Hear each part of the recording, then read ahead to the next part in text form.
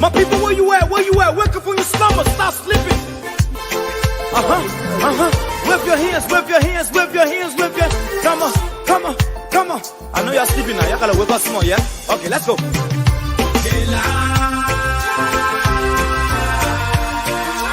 people fool us. The people lie to us. The government betray us. They betray us so much. I said they lie. The people fool us, oh. The people lie to us. The government betray us. They can lie, they can steal, they will not go for. I said we tired with their lies. We tired with their promises that led us to a lot of damages. We tired with their speech they preach indeed, and now unique they deceive us. The thing we saw, it frustrates us. So why can't you lie? Why can't you steal? Why can't you allow the citizens to be? You see, we just tell you that's why we voted you. But you fool us, you screw us, you use us and later on abuse us. So why? The government should lie. Why? But that's the question that we ask. They lie. The people fool us. The people lie to us. The government betray us. They betray us so much. I said they lie. The people fool us, oh. The people lie to us. The government betray us. They can lie, they can steal, they will not go for. I said no one to trust. My people, no one to hope on. Nobody. My hope that I have been broken. I'm telling you, brother. So where are the schools? Where are the roads? Where are the jobs that they say they could afford? But they're too selfish. The people tired with their rhetoric. People tired, they tired. You see the reason why we ask why the government betray. They have enough of time, but yeah, then instead they delay. People suffer. No work for people crying for hunger. Look at. Your vision and your mission, your intention to the nation, they poor. You got nothing to show. Nothing. So why? The government should lie. Why? why, but at the question that we ask, they lie. The people fool us, the people lie to us, the government betray us, they betray us so much. They lie. The people fool us, the people lie to us, the government betray us. They can lie, they can steal, they go knock them for us.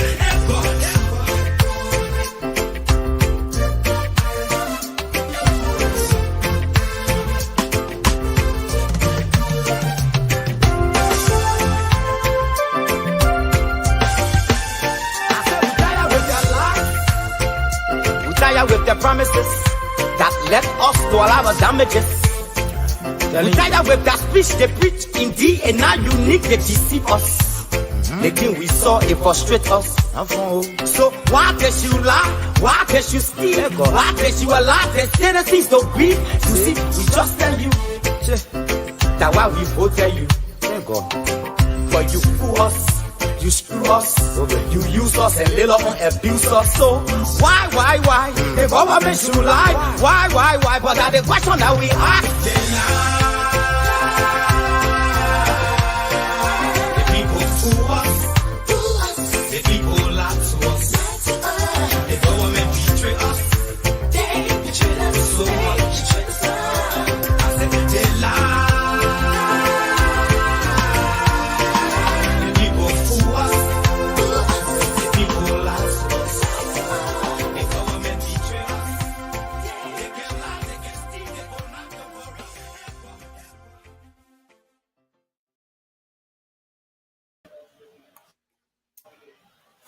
Well, let me say welcome again to another edition of the program, The Bottom Line.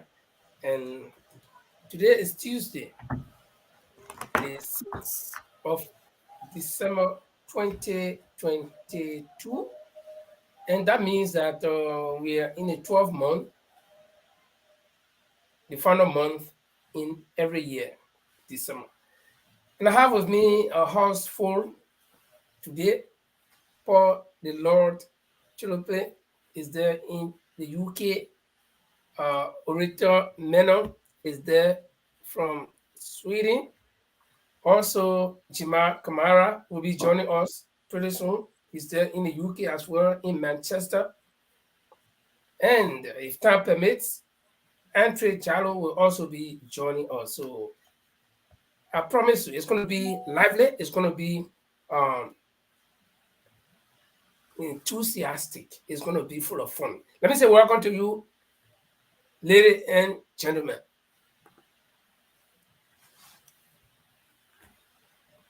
Nobody there? Yeah, Linford, thank you for another edition. And it's good to be back here. And how you guys doing? Hello, everybody. Yeah. Hello, Rita. How are you? I guess Orita is good. Is doing good because I can see the smile on her face, and it's like she's ready to fire up tonight. Good. How you guys doing? Well, I'm doing good. I'm absolutely good too. And so tonight, like we said, we're going to have very, very interesting topics to discuss. So let me just see if we can glance over some of what we'll be discussing tonight. We have a whole house full of topics, so probably if time permits us, we will run through all of them. But the first thing we'll be looking at is the rice crisis in Liberia. As we all know, it has been existing for some time now, for some months, if not year. And the government have been playing this game of trying to fix up things, not trying to do the proper thing, negotiating with the rice dealers, and at certain point things will get worse. And finally, the ball dropped from the government. The government has bowed down to the price of rice. So rice is now sold above the price that government expected to sell it for. We'll be bringing you details. And the second thing we'll be looking at is the CPP stroke ANC and the government of Liberia in a standoff. If you don't understand the word standoff, it means some misunderstanding, with each side holding onto their belief or their case. So there's a standoff between the government of Liberia and the ANC stroke CPP over the plan, over the venue of the planned protest. I know a lot of people have been talking about it, but we'll also hear our views on that, how they can find common ground. And then, if time permits, we'll look at as further development of the planned CPP rally. The chairperson of the team committee, Mr. Louis Brown, has been a forefronter of this rise of this sorry, not rise, but the plane rally. He has been a forefronter. He's been the one talking. So he was at a radio station yesterday night, and some fracas took place. There were people there who went there to attack, and it was stone throwing. And so we'll try to find out who's responsible in such a situation. We may not have the answer, but we'll try. And then we'll also be looking at in similar vein, in a related story, where the Chief of Staff of the Armed Forces of Liberia, Major General Prince C. Johnson, issued a warning that seems to be a threat to the civilians, to the people of Liberia who want to protest or carry out a peaceful rally. We'll also be looking at reports of the increase in a disease called HIV. And this is not new. I remember the first time I heard about it, that was a long time in 1988 or 89. And so there's an increase, but specifically a recent report from the World AIDS Day, December 1. So we'll be giving you details. And we'll also be looking at the voters registration. It has finally been postponed for time indefinite. We don't know how long, how short, but according to the NEC, they say at a later date. So, ladies and gentlemen, this is how we're going to be looking at things tonight. And so, Paul, I will say formally welcome to you guys. Is there anything you want to do an intro on before Rita comes in?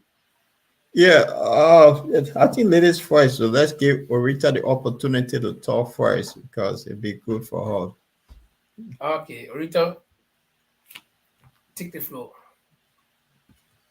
Just an intro. I mean, how you feel, what you think will be. I mean, what you think about the topic, and just anything. Oh, the topic, they are good. They are, how you call it, actual, like we say in Swedish, Yeah. They're current, yeah. So I'm looking forward to discussing it, all of them, to put all of them in perspective. Good. For Liberian people, yeah. Okay. Well, Linfa, I think we can have a little chit chat first while we're sharing the show for our viewers. We know that football is on, people are talking about. I just want to tell you guys, my country have made it to the last 8. We've gone to the quarterfinal, and we're hoping to beat France on Saturday and be progressed into the semifinal. So this is where we are. Although my original birth country did not take part, but they had 3 persons in the World Cup that people are happy about: Haku, Grovo, and Barca in it. So I guess it's the quad group that dominate football in Liberia. So I just want to say thumbs up to those 3 young Liberians that play for different country. But I'll join you. I want you guys to join me to support my country on Saturday when we're beating France to progress to the next level. Although Norway is not in the World Cup, Sweden is not in the World Cup. So I'm just asking you guys to join us and to see the play football came from as we progress for so the music band going around, football is coming home. So I just want to let you guys know that my country is up there. Well, the last time I checked, football just transited home. It just passed through home and it ended up somewhere else. But The funny like I said thing, the last time, all of the African teams that were in the competition, I was supporting all of them. They've all dropped along the way, but one is still standing. The last man standing, that's Morocco. So my first support goes to Morocco, and I also pledged the last time that any of the teams, especially the European teams, not the Asian teams, but the European teams that will feature black people, I will support you. And then it has been filtered. So France stands strong. In fact, as a matter of fact, France got 15 black people on the team. 15. That's all the team number. So that's My man, black look, clubs. they can have 20 blacks, but I'm asking you to support my team, England, that oh no, started No, I'm not, football. I'm not I And have going to. to you're interrupt going you to guys. talk about I'm not 15 going to blacks. support your We team. got, we I'm not got going to support few your team blacks and leave player that keep France. scoring goal for England here. They're on fire. The next Messi is right here. No, Saka. And France So, he's so on. is I, the I will be second supporting African France country, guys. against England. Look, France guys, is the second African country in the tournament. Right. y'all stop the thing here. Listen No, to Morocco this. or France or The next Messi is in Arsenal, and now he's on England team scoring goals. Saka, the little man, he just good. Yeah, Join but me then, and don't worry. I'm bringing, But I'm bringing I'm just Mbappe. saying. You I'm see, bringing Mbappe.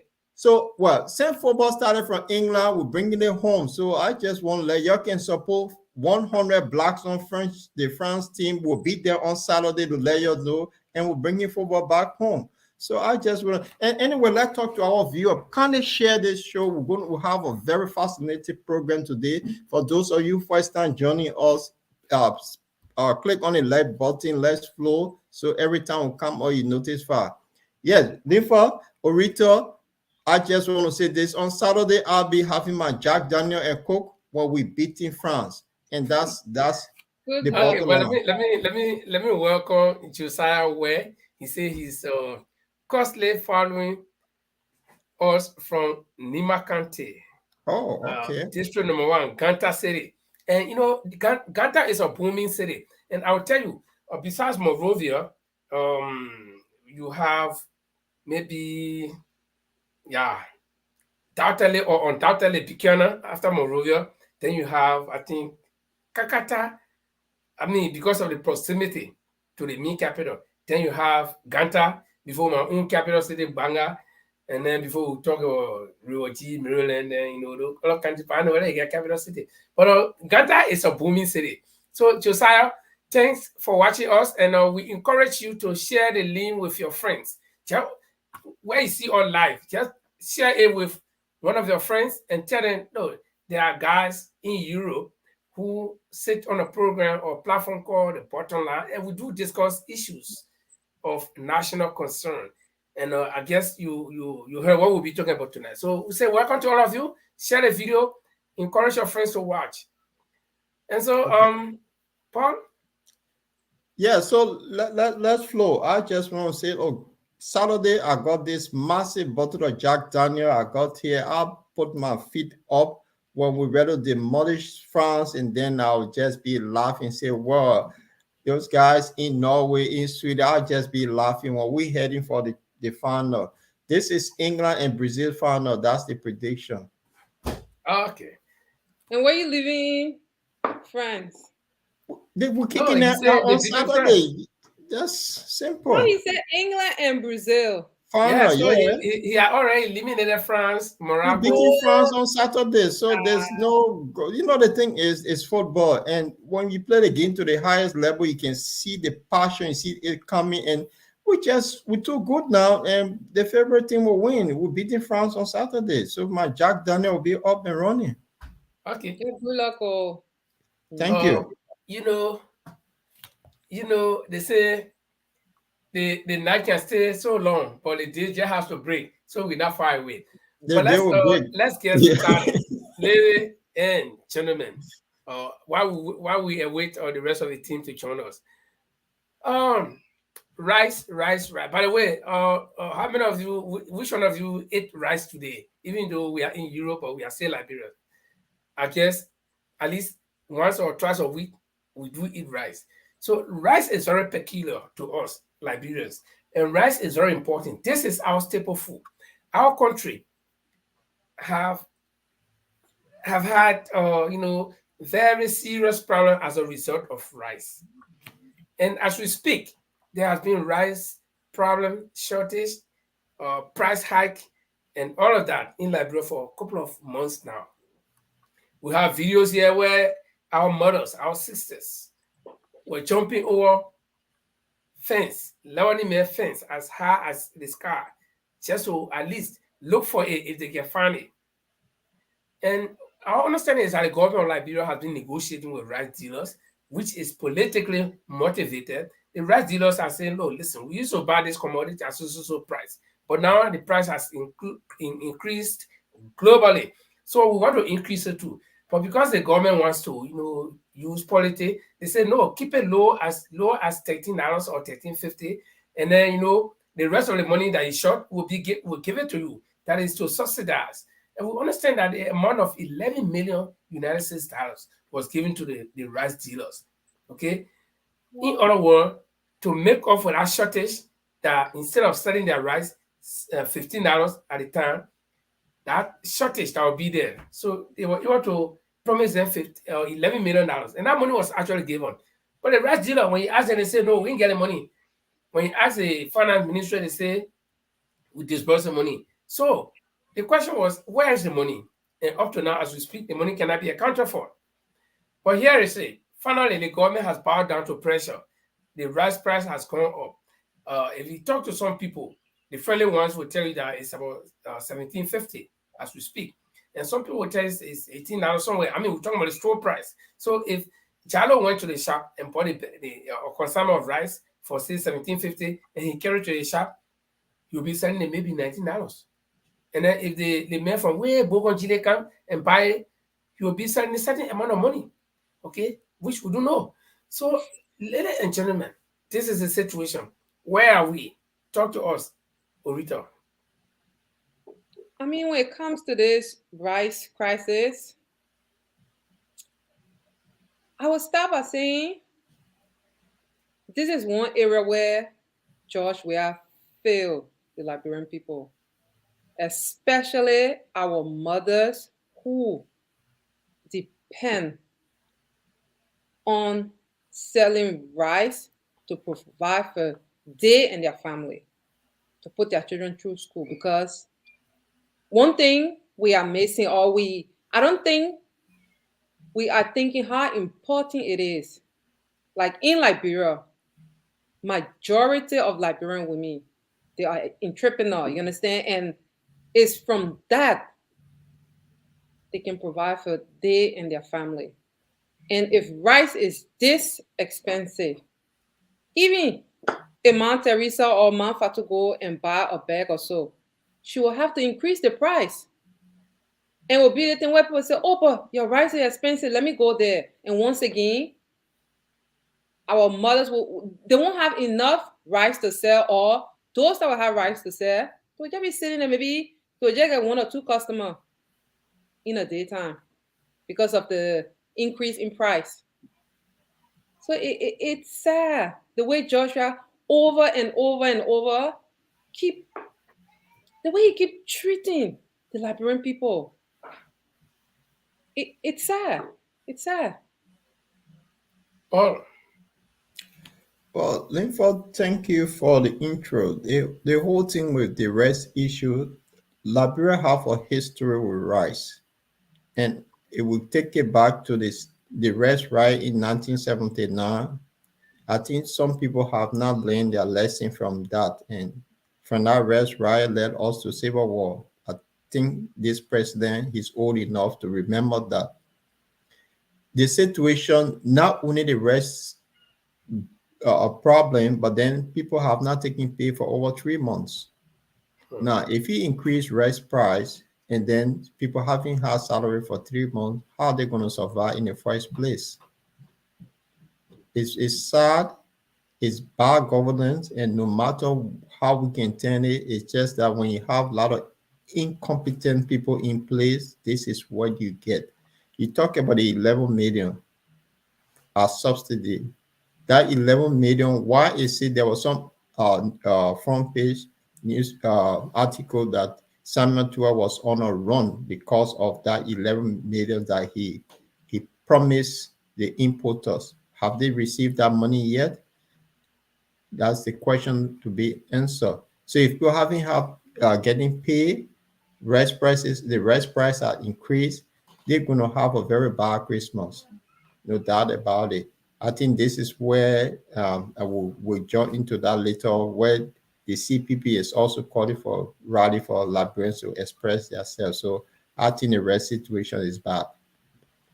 Yeah, and just to add on a little bit, Paul, you mentioned the Christmas season. You know, no day is good to be hungry, right? But Mhm. Christmas, as we all know, we, especially we Liberians, people save all of that little money. From what I know from the past, people will be saving even that little cash bag. They'll be dropping money inside from January to December.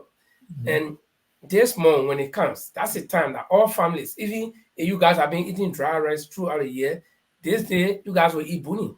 Some people raise their chicken, they will keep the chicken throughout the be eating dry rice this day, that when they will kill the chicken. So Christmas is a time to look forward to in all Liberian homes. But people will be going to Christmas this year probably with no rice, no money. Even if you have the money, you can't see the rice to buy. And even if you have the rice, you can't see the money to buy it. So it's a catch-22 situation. And like you said, this is bad governance.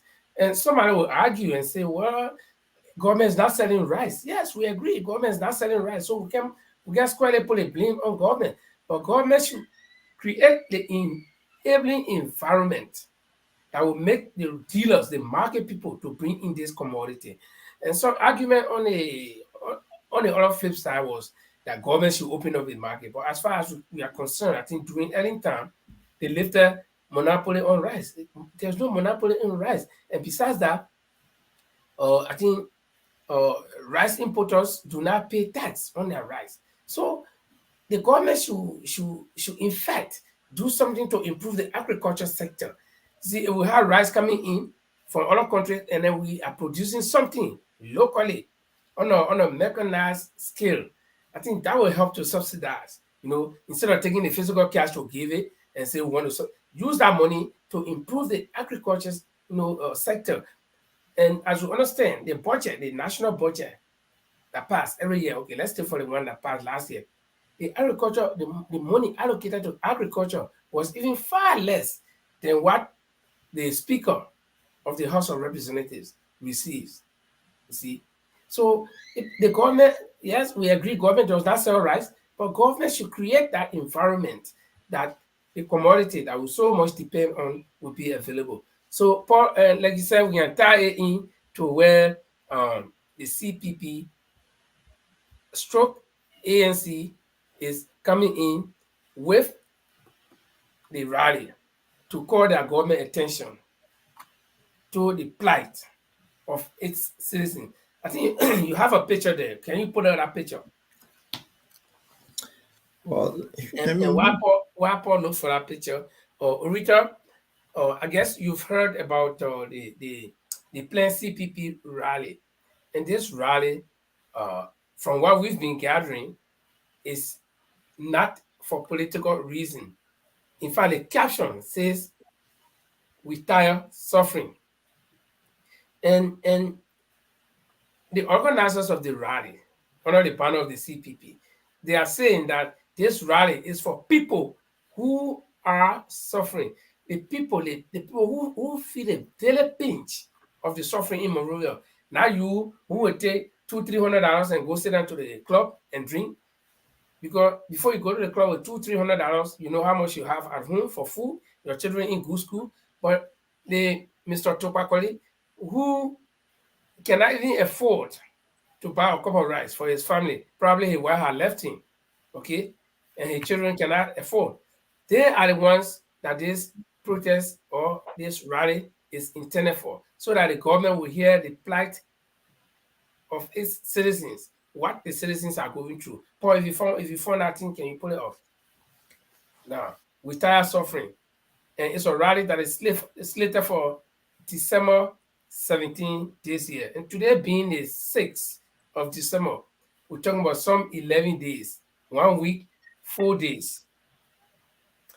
And the venue is the Samuel Kaya Sports Complex. Now, according to what we have been hearing, Paul, the government of Liberia, through the Ministry of Youth and Sport, enter a deal, whereas the CPP made payment to the Ministry of Youth and Sport for the use of that facility, the SKD complex, not the playing perimeters, the playing field, but outside of the stadium itself, the outside part. Okay, before you go in the stadium is round. Before you go there, the outside part, that wide opening place, is where, according to their deed, because the Ministry of Youth and Sports said they are doing renovation, so nobody is allowed to use the inside of the pitch. Okay, so you can have your rally outside, and they agreed to it, and they made a payment. Okay, this also paid $3,500, and they paid a deposit of $2,000, and they did not just put a hand in the pocket and make a payment. They received invoice, and that invoice was followed up.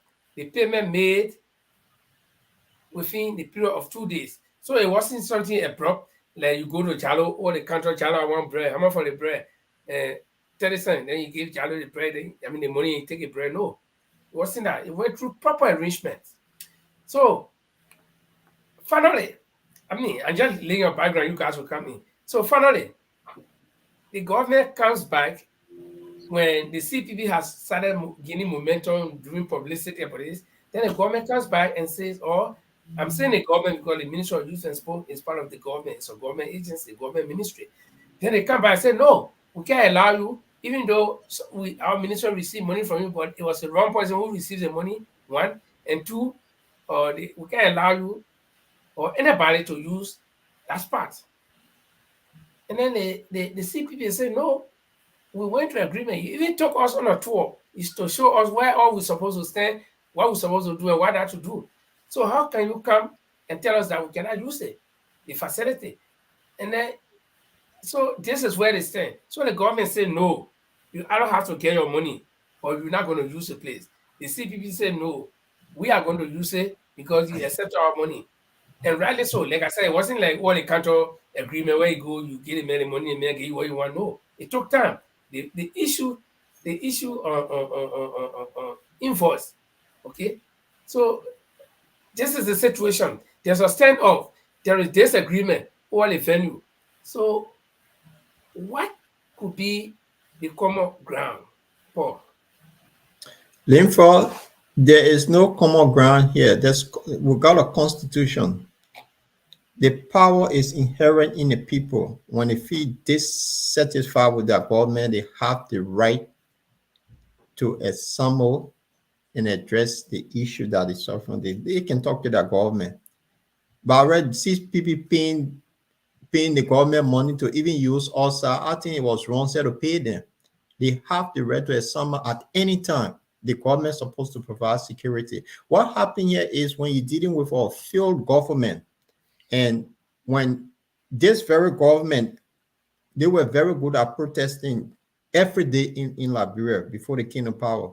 So when they hear the word rally, it rings a bell to them that we used this before. So they say when you get glass building, you don't throw stone. This is what happened in the past. So they now afraid that this rally will now wake the people up to the level at which they can put this government out, because that's why it intended for people to express their desire, what the government have done so bad. People have not taken peace for months. They came out with a thing and said, "Oh, they cut people's salaries, say for some reason, because they employ a lot of people that needed to be on government revenue." So if you look at it, and then all the bad things that have happened over the years, people die, no investigation, young girls are being raped, nothing. So all of these things have effect on the country. The country just going bad. The president told 48 days to be out of the country. the whole thing, the government, the legislature, everyone, things just going bad. So the rally now is kind of putting fear in them. That's why they came up with the thing, say, oh no, they were not aware, they aware. And they can't stop the rally. The rally will go on. That place not even sort of be paid for. It's not in the stadium, it's outside the stadium. That's for everybody. The stadium is owned by every Liberian. They have the right to assemble there anytime. So the rally will go on. Orita? Yeah, I mean, I agree with you guys, and the fact that the government is trying to stop citizens from expressing, the hardship they're going through. I don't think. I mean, we should accept it, because the rally will go on. The rally needs to go on, and the rally must go on, because before people Liberians always say, oh, before Liberians, instead of coming out and expressing, they used to have secret meetings in the nighttime. But now that Liberians have gathered the courage to come out and express themselves, nobody, no entity, no government official should stop them, because our people are suffering. I was in Liberia in July with my little brother. I mean, things are hard on Liberians. Things are hard. I mean, things are so hard to the extent where you just have people. I mean, when I was in Liberia, I used the word, Liberia, it's like a zombie city. It's like people are walking, people are just going about doing whatever it is, but people still look confused. And the confusion is from like how did I get here thinking that this was the time, for we, the normal, when I'm going to use the word normal Liberian. I mean, the ones people call, the marginalized, youth, single mother, fathers, brothers who are jobless. Every one of them voted for Joshua because they felt like this is the time now. Every one of us, we are going to be a part of the society. We all are going to sit at the table in our own country. So with this rally, for me, this rally will manifest. It will manifest like a Liberia where all Liberians, no matter if you are born with a silver spoon in your mouth, or you are born behind, the house, or you have a car, or you walk 24 miles every day, this rally is for Liberians who need and must and have to express the suffering they are going through. But to be honest, I think this is not just an ANC or CPP thing. It's like all Liberians, because you got some Liberians even here in the diaspora. Because a couple of days ago, I'm in this group, a Liberian, the EFLA group, and then there was a back and forth, and there's a Liberian. He lives here in Sweden, and I think we're talking about and how you call it, remittance. And this is a guy who he lives in a country where even if you don't have an occupation, the government will assist you. Mm-hmm. You have these people living in Europe and America, on TV, on social media, making it seem like everything is good in Liberia. And I made a remark. I said, you know what? If Liberia is so good, go back and live there under a president you say is doing good.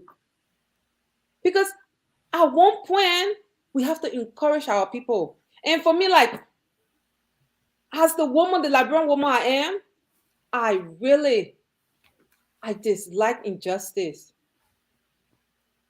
There is no Liberian in Liberia that will tell me, that will show that, you know what? I know they got wealthy Liberians, but a lot of Liberians in Liberia, their wealth comes from taken from the ordinary people.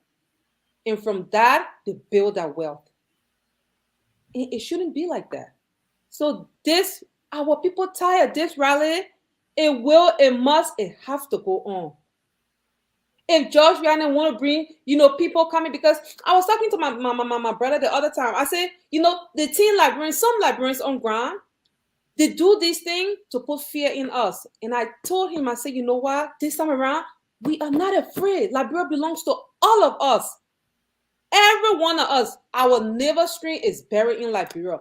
The only people who never stream is not buried is our children that are born here, but yet and still they got one or two Liberian, their parents, two Liberian parents. So it's like, if Liberians all grab the one in Zogo, where? No, because that thing, they do that because I remember, Ellen time, Ellen took, a lot of Liberians from the diaspora.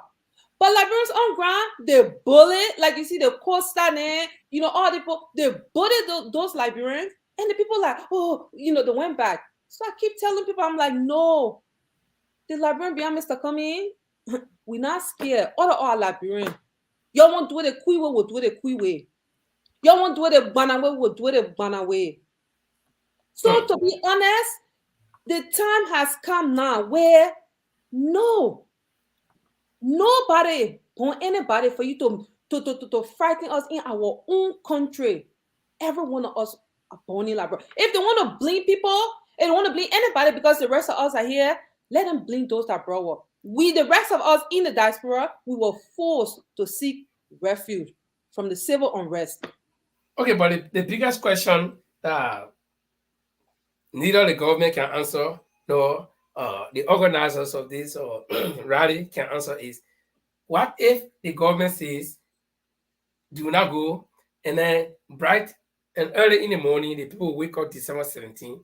By the way, the 17th is going to be on a Saturday, and the people are going, and then there is a barricade set at that particular point with police deployed.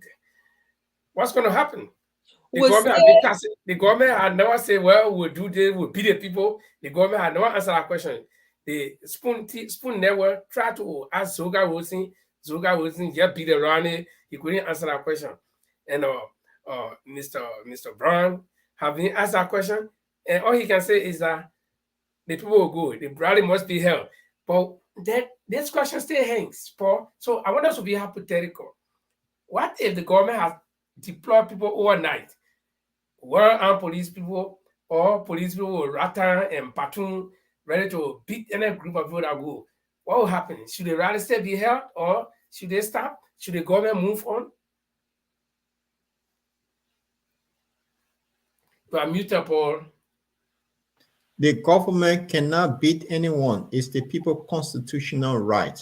The government have been violating people's constitutional right. Right. The government went and tear gas and hot water people during the June 7th protest. Sorry. Yes, they have been doing it, and the opposition said they've been giving the government leeway, but this time around, they're not going to back down. If you listen to Yeke Koluba and others, saying they are ready for the government, because if you go after the people when it turns ugly, this is where things go.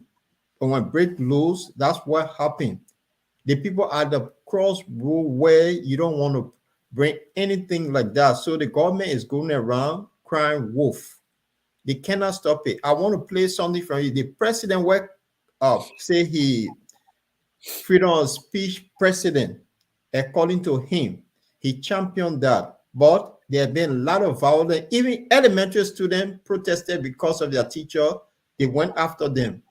I think people can forget. So I want you guys to listen to the 1 minute thing about George Weah inaugural speech. At this day, without our voices being heard loudly, and all our views, no matter how critical, being freely expressed in an atmosphere void of intimidation and arrest.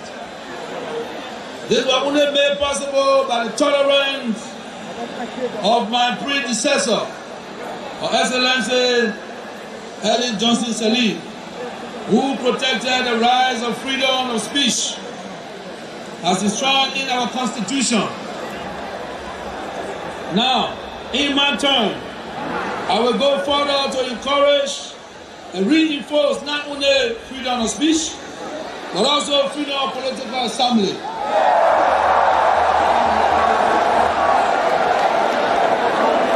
My fellow citizens, ladies and gentlemen, to change the structure of Liberian economy. Freedom of political assembly. Assembly.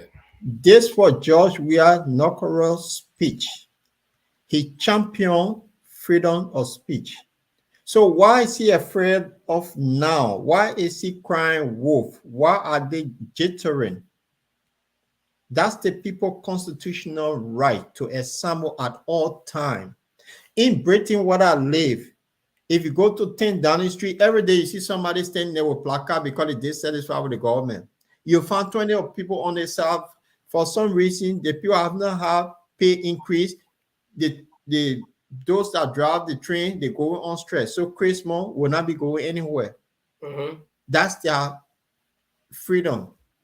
So it's their constitutional right, and George Weah cannot deny it. He cannot do anything. When that happens, it will bring civil unrest in Liberia because people are waiting to move out there and express their feelings. So he cannot stop it. They may dare cry wolf. It's the people who they implore them. So your employer telling you, say, this is what's going to happen. What do? You want to bring chaos. So the protest, not the protest, but the rally will happen. And one thing too, I want to add. I mean, the equity given to the Liberian people through the Constitution, no leader. I don't care if you are even the most richest man in Liberia, you cannot take that away from the Liberian people because that is their birthright. Okay. And so this impasse, this confusion about the use of the outside perimeters of the SKD by the CPP come December 17 still hangs in a balance. Nobody's willing to break the ice and say and take a definite stand and say this is what happened. At least the CPP has said that the rally will be held, but the government said no, you will not hold a rally. So the question to the government is, what if the people can't want to hold a rally? What are you going to do? They can't say anything. But then something happened, something interesting happened yesterday, where Mr. or Ambassador Louis Brown, who is, like I said, fronting the cause of this rally, has been going on every media. He was on Spoon, he has been on, I think, OKFM, and he was on the Voice of Liberia radio station last night, or television station last night. And but let me be frank. I really enjoyed the conversation with him and Shegu Sharif, I think that's his name. And the conversation was good. Mr. Brown was up to the task. He answered every question ably, and the journalist too asked him very good question. That was a very friendly terrain for an interview. But Mr. Brown ably answered all of the questions, and I followed the interview. And when I was reading the comment, there were a lot of threats being made. So people got concerned. People knew that something was building up. So the concern was that the interview should be cut short so that Mr. Brown will go. And right before the interview could be finished, there was confusion outside. Okay, there had come a group. Nobody knew where they come from because the government had distanced itself from the group. But then classified information are also saying that it's a group called Black 23, and they came from somewhere. They the one are responsible, and they are sponsored by Finda Mod, reportedly sponsored by Finda Modno, and all that kind of thing. But if we look at the history of the CDC government, especially after they took power, the last 5 years, they have always been involved with counter-protest. When they hear that people are protesting somewhere, they will either go there with that protest and try to disorganize that protest. People gathering somewhere, they will go there and try to disorganize. And the recent one was the university students, the SUP students, when they were at the American embassy to protest. What happened? There was a counter-protester or protest group that went there, and we all know what happened, where one of the SUP students were badly beaten And as we speak, I think he's still abroad seeking medical attention. And so when opposition figure is on the radio, and then you see a group gathering and threatening and saying, we'll beat you, we'll do. There was a particular boy who was posting, Louis Brown, you're beating his loading in few minutes. And I also posted that this guy is threatening. Okay. And just before that, just after that time, the thing happened. So it was pre-calculated. So who could we say is responsible for such thing? Now, I just gave you a background, okay, where the CDC government, since they came to power, their forces or their surrogates have been involved in kind of thing, where they go up to go break protests that is taking place or break or group that has assembled. So at this point, who do you think we can squarely lay the blame on? I mean, you're not supposed to be right. You were not there, but at least we just exercising our brain and trying to compare past events to what happened and then arrive at some conclusion. Linford, the thing, the rating, the picture is just all over CDC from head to toe. They're afraid of the war rally. They're afraid of the war protest. You remember when the COP decided to protest, it's like civil war coming to Liberia, the whole country are going to fall in pieces. They're just afraid of the war protest or rally. They're afraid that when a group of people come together, it brings something about rally and protest. They don't like it. This university student went to the American embassy July 26th to do their protests that had nothing to do with them. CDC saying they had thoughts to go and beat them up. You remember District 13, Jefferson Kochi, the same. You remember Tera Ure during the election in Lokintown. So they just rating all over them. You see, and I think Yeke Koliva has similar thing like that too. Yeah, he was hosting children party. So it's just written all over them. They're just afraid of people.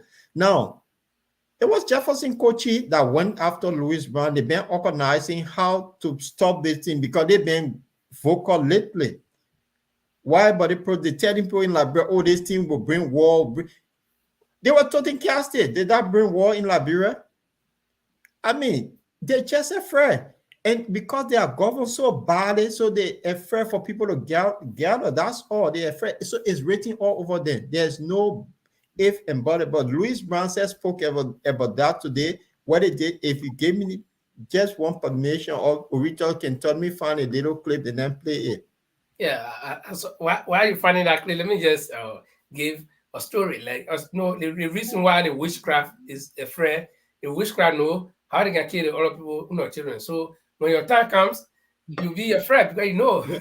Exactly. Yeah. So when CDC was, demonstrating, imagine, I think 88 times they demonstrated in 12 years, 88 times. Yeah. So that was, if you do the math, the average, it was like on the average of every week there was a demonstration. Yeah. Okay. So why would they be afraid now? And these were the people that even went on it, because what happened those days when the protest, then Eddie will call them and gave them money, especially we are. You remember the Eddie stepped down protest they came out with? It was money was involved. So now these people are afraid that they'd rather maybe say we are must step down. So that's their fear. You think that you did in the past, you think it will catch up with you. That's all. So let me play the Orita. You want to say so before I play the Louis Brown clip?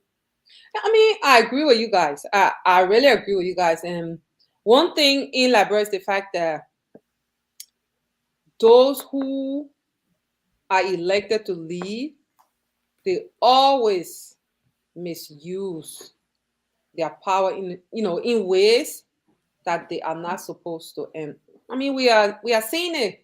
We are in the CDC government, are showing the Liberian people, the same thing. They protested for 12 years. How are you going to come to power and do the same thing to the suffering Liberians? But let me just bring in something, because normally when the government is performing very bad or doing something bad, when we talk, they say Ellen Dile during Taylor time, they did it too. But then, so why is it that they were protesting for 12 years when other people were protesting, then they scary and they did it? This is where we are. That if John Brown did it in the past, then Peter Murray or Murray Peter can do it. in the present. So since when something bad happened, you thought they say, oh boy, happy Ellington. So now they were protesting 12 years. Why are they afraid for people to protest now when things are happening in the past, you can repeat it in the present? And the sad thing to something, it's not even sad, it's funny. Yeah. They go around saying, oh, nobody know Mr. Cummings. ANC is a 7% party. But my thing is though, you that 99.9%, why are you hitting your head? Is that you eating your chicken thigh? I eating my dry rest. But you just worry. You just worry. Ain't I supposed to worry? Because I'm eating dry rest. Yeah, so you're right, Orita. What happened here is even some of those opposition leaders that people been crying in Liberia say, oh, where are the opposition leader? Where are the opposition leader? Another opposition leader decided, no, he's gonna have this rally to make his voice, to let the people come and express and say whether they vote for him or not. Then the other opposition now saying, oh no, it can't be because we're not consulted. Wait a minute. You been there all these years. People been crying, say there's no opposition leader in the country. There's no opposition. So another person decides, say enough is enough. Let me step up. And the person step up now, and then they cry. So what happened last night when this thought went for Louis Brown? After the police escorted him, Louis Brown made some comment today. He gave warning to the president and Little Jefferson Kochi. I want you guys to listen to this short comment from Louis Brown.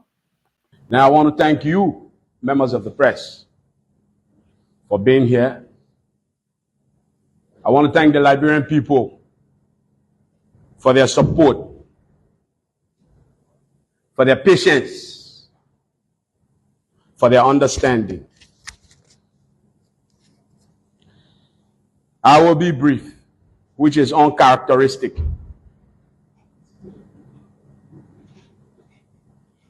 Last night was intended to intimidate and to frighten me. Last night was intended to send a notice of fear. This government is scared.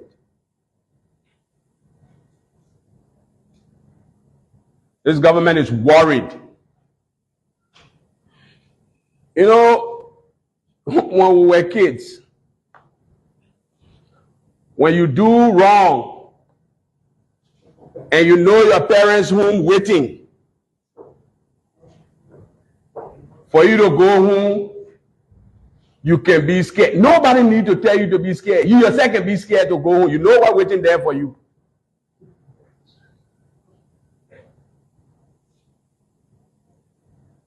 Today I want to be clear, or clearer. President, we have started this. Mr. President, stop. Tell people your thugs to stop. You should know me by now. I said it to your face. You were not qualified to be president. You proved it in 5 years. Trying to kill me. You say you send people to infiltrate us here having our meeting. You don't need to infiltrate. I'll tell you everything to your face, you little Koji. Liberian people pay you. The city of Monrovia pay you to clean up the place. Look at what you have created. You're not worried about that. You can't even do your job. And you want to frighten, you want to send thugs to make me scared? Something in me, Lola, I can get afraid of somebody like you. Somebody knows speaking like you. I know that somebody that can be afraid of you. You stop. That foolishness you did here on July 26th. It will not happen again. Liberian people are resolved. And you think killing me will stop this rally? You are a fool to think that.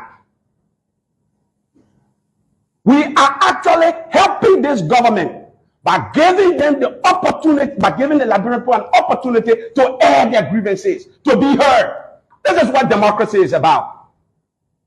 When snacks were coming from your nose, we were here struggling to create a democracy for this place. And you think you can come here and use thugs to frighten me, to frighten others on this thing? Little Koji, be one. Anybody on Team Cummings, not even me, you touch, thousands more will stand up, but you will pay. So that was the response from what happened last night. So, Orita. Mr. Louis Brown is just, like I said earlier, a lot of Liberians on ground, they're going with it, like, oh yeah, we'll make them scared, we'll do this, we'll do that, and then they will use our marginalized youth to carry on their dirty work. But this time around, they won't play quee, we will play quee. They carry the gun away, we will carry the gun away. Because at times now, sometimes it's good to speak, a language certain individual understand. No, I am not promoting violence. Being banana, it don't necessarily have to do with promoting violence. But at one point now, we have to stop and say, you know what? We are not coming to take from Liberia. We are coming because we want to bring everything we know, everything some of us have earned in another man's country, we want to take it back home. And then you have people who are just there taking from Liberian, doing everything to stop us because they just want to keep our country looking like Dompa and our people in abject poverty. No. So for me, I mean, the clip, it's speaking to me, speaking to my soul. What Wow. Louis suggest? Yes. Because how somebody, to be honest, Koji, even me, I'm older than that boy. Every small thing, something happen, the CDC government was saying, then he will be there. Hey, Koji, I can say like, if someone Koji come to Sweden, a 15-year-old boy, living in, I won't even call it ghetto, can scare him. But just because they're in Liberia, they are used to, abusing our people, taking away our people rights, and then to us. No. Liberia for all of us. Our neighbor streets are buried there. My grandpa buried in Nukutan. So to be honest, what Mr. Louis Mary is saying, it's about time. It is about time. We to tell our Liberians brothers and sisters in the CDC government that, you know what? All that Liberia woman and Liberia men born all of us. So anyway, y'all want to say, how you beat the drum with dance to it? How would dance to it? That's Okay, right. let's say welcome to Jamel. And Jamel, I know you've been in the background following most of what we're discussing. Probably you want to join in at this point. And you saw that video that video clip from Ambassador Brown's response to what happened last night, where he sounded also a very strong warning.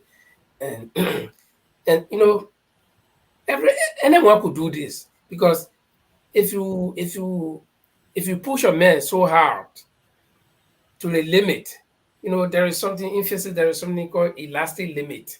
Like if you hold an elastic band and stretch it, it will stretch. It reach to the end. It cannot go anymore. Two things. You either release it, let it come back to the original position, or continue stretching it, and what will happen? It will cut. And when it cuts, what happens? The end will snap your finger. So if you push a man to the point where he can't make it again, he will bounce back. So, Jamal, come in. Let's hear from you. Talk to the Liberian people. Yeah, thank you very much for having me. Do you hear me loud and clear? Yep. Yeah. Good. Thank you very much. The situation in Liberia right now is in a dying need that we need to understand. Like, it's not only about Honorable Louis Brown speaking; it's about the suffering of the people in the country. I think what you have allowed him to not send talks to him. This kind of make the situation more worse because Louis Brown is not a small figure in Liberia. He has his own connection, he has his own networks. And he's speaking for an organization, an institution, both ANC and LP. So what is going to do trigger a situation? So that's why he's warning them, don't let it trigger a situation. We don't want for it to trigger a situation. Nothing going to happen to him. They know him. He's a guy who have a very thick skin. He's been in a situation like this before. We know him. I mean, Louis, you know him. We know Louis Lingford. He has been in a situation where he has weathered it. He came out of it very strong. And this guy will scare him. And that's why he's living Liberia. He's living Liberia at the moment. So he's not talking from outside. Like some of people will be speaking from outside. So, and it's just like Honorable Yake Kolba, who has also been speaking, what he has. He said, if a blind man says he will stone you, if he doesn't have a rock in his hand, he's got it on his foot. So he won't just be making empty statements. So he know what he stands for. So what we are warning here is like, we don't want for a situation to trigger that will get into a situation that will get us back to where we were 14 years ago. So it's a strong warning, and I think Koji will listen, and also CDC talks that think that they're going to threaten him should also listen very well. But what he does not know, Koji does not know, this could follow him in the years to come. This is going to be carrying on international media, and people will see what happening. You got what they call international human rights watch. He got record of carrying, two things going around. We got all the pictures around here, and those things can haunt him. Thinking George Weah government not going to last forever. He's a young man who just come out of a career. So what happens when he travel abroad? Those things could be a crime against him in the future. So you should be taking those into consideration, gentlemen, ladies and gentlemen. It's not about only protecting libraries for every one of us. So if you're doing something, do it right. You don't send talk to people Louis Brown, you was threatening him. No, but it's not going to work. So we're telling him to stop doing this. They have the constitutional right to exercise, that is to have their protest, which the Constitution guarantees. Sending talks when I have the situation, it will just aggravate the situation, gentlemen, ladies and gentlemen. Right. Okay. And so there is this talk, attack, and strong warning from Mr. Brown. And then comes that of the AFL. The Army Chief of Staff, Major General Prince C.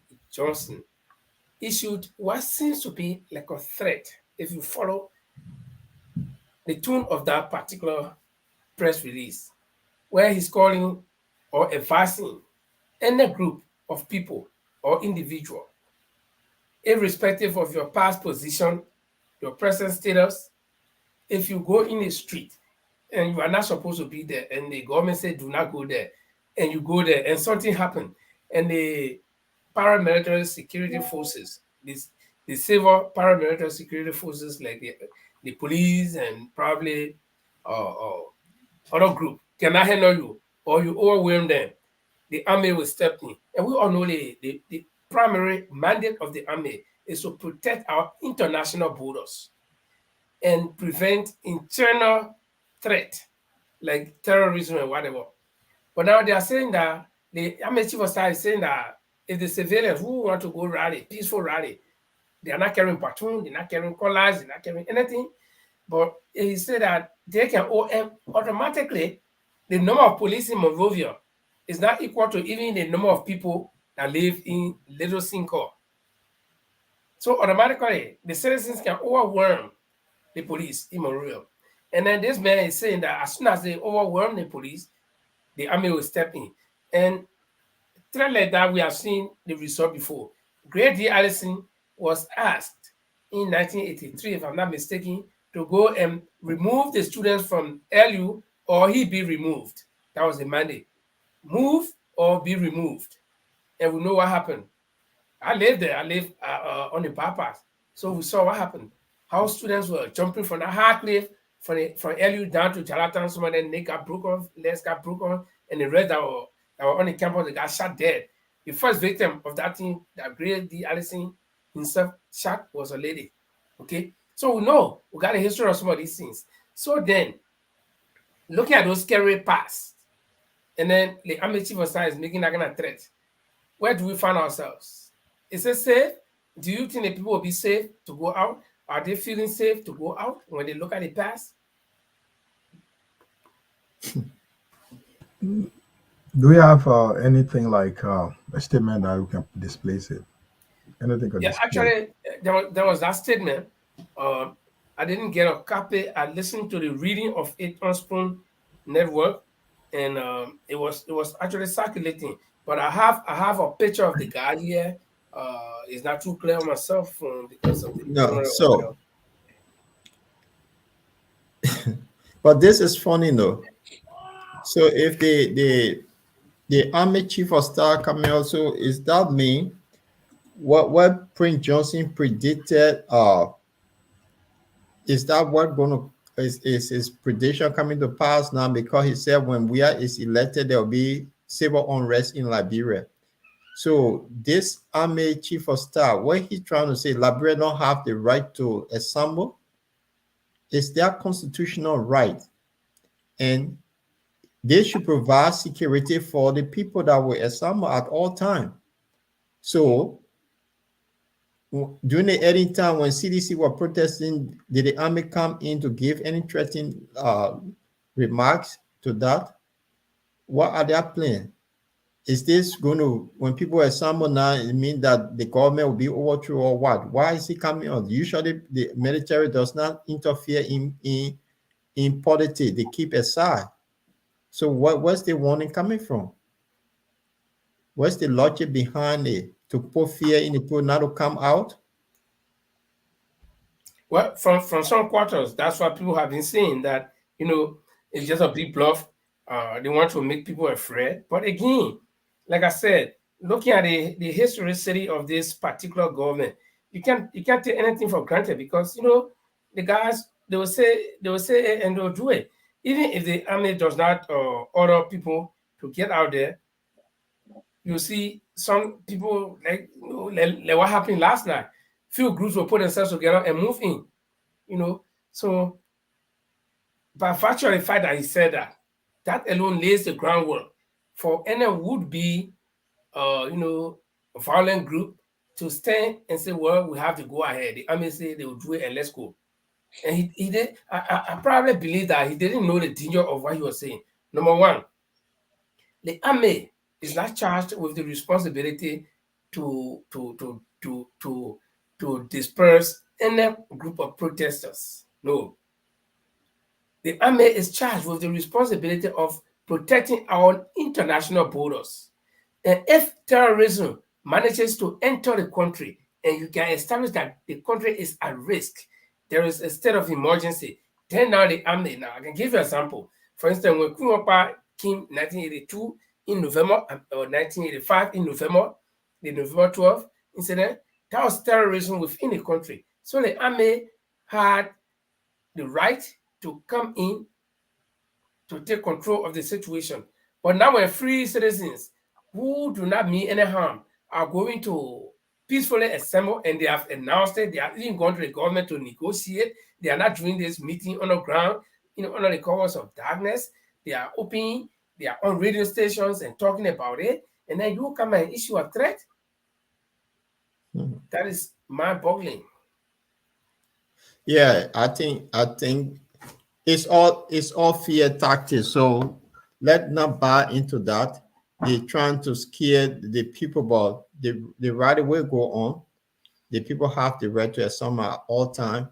It will mobilize the people, and nothing going to come out. They're going to express their feeling to the government. So I don't think anything. Well, anyway, what's next, Lee? For what's next on it? What's the next topic? Let's dive into the next topic. What's next? Yeah, just before we go to the next topic, I just want to throw this one out to the citizens. This is what the politicians will do. And they will try to create that fear factor that if you go out there on December 17th, the army people, some people, I remember, Liberian people, the word they say can travel. They'll say, hey, the army people say they come here, anybody that go there, they'll go shoot them. And then they try to use that means as a way to decrease the number of people with momentum. But I think Liberian people eyes are open. Liberian people, it's not like yesterday where people live on DC. Now something can be happening. We say Naya and people looking at oil in Liberia. There's a guy who watching oil in Kanta. And you don't know how many people watching oil in Kanta. People watching. So Liberians have opened. You cannot fool them anymore. You cannot use that scare tactic and say all these kind of funny things. The people can read now. At least a few people who can read, somebody can understand. So let's move on to the next topic, and that has to do with. Excuse me, before you go on, let me just comment on that quickly, please. If you mind. With regard to the military chief talking about he's threatening, he gave his signal warning to Liberians coming out if the government does not allow you to go out. Probably he needs to go and understand his own constitution. You know, it says article, we'll read a little bit, I probably doesn't understand, we'll educate him. It says like before the CPP came up with the December 17th planned protest. They went through with the Ministry of Justice. They had the permit to do it. The organizer went to they got all the requirement to hold a rally, and they were written to the Ministry of Justice, and the police were informed about their pending action, and thereby invoking the protection of the state. So the state, he should be giving them the protection instead of signing a warning. So the Constitution, Article 17 of the Constitution allows a guarantee standard any way any Liberian can go and demonstrate. You know, so that means if he wants to, probably you understand where he come from. You understand the chief of staff. I think he was the Minister of Defense or chief of staff. One of them was with the president right now having holidays in Qatar all over the place. So they could be in good bed with the president, whatever they are. But whatever, they should also respect the Constitution, because you allow this. The organizer of this December 17th rally have gone through the right procedures. If they don't know the right procedure to hold this rally, so threatening will not hold it. And we will go to Liberians. Will go to December 17th. We'll go to a SKD Stadium to hold this rally. Nothing will stop it. If one is just a bluff, we'll call it just show voting. We can't even hold it. That would be my comment against it. It's not going to go anywhere. I'll probably see him somewhere making statement or drinking his beer, letting him go sleep. He doesn't see how the people are suffering just because he's having good money coming through, traveling all over the place. So, he cares. He doesn't even care. So what we're telling him, the Liberians will hold our rally on the 7th of December, whether he likes it or not, because it's been guaranteed by the Constitution. And it was before we move on, okay, let me give my final cut on that too. I think they are even increasing the number of people who will resolve to go to this rally, because it's like, let me tell you, suffering got no partisan, heart got no partisan, sickness got no partisan. If everything is good in a country for you, like, this is the biggest message we can pass on to the Liberian people. If everything is good, your children eating, cold, resting, or you're wasting it, your car parking, when somebody gets sick, you're drumming the car, you go to JFK, they offer you that nice air conditioner there, you're lying down on it, and operation going on, then don't come out. Just sit down in your comfort zone. But the man who will put, I watched some interview somewhere where they interview the girl. The girl is selling small thing. The girl says she goes around, and they get buy. So she will come and just sit down. Imagine taking a goods to the customer not buying it, waiting if you come and sit down. You didn't know kind of buy. So she was completed. Those are the people the rally is intended for. People who do not have it. But if you think everything is good for you, you can't get sick. Where's our finance minister? When they had accident, they carried them to Phoebe, because no electricity, they took them from there and carried them to JFK. They can't make it. When they flew them out of the country. So if everything was good, why is it the finance minister have to go elsewhere to seek medical attention? Okay? So, Liberian people, don't let anybody fool you. Open your eye. Nothing is good. So if you are one of the people who is tired of suffering, come out. The people who enjoy. So I guess the rally with the turnout will be great, because what happened, I was in Liberia for that June 7th protest, and people were sitting home and this person will call, say, we're going. And when this person calls, say we're going, and then Yeke Koluba leaving the old road with his 3,000 men, then things fine. And then the place just start getting packed. So the turnout will be huge. And that's what's going to happen. The more people talk about I was watching the Spoon edition from yesterday, this morning, and something made me laugh. You can have cartoons. He said he had 300 cartoons of those. And he said, you see the baton?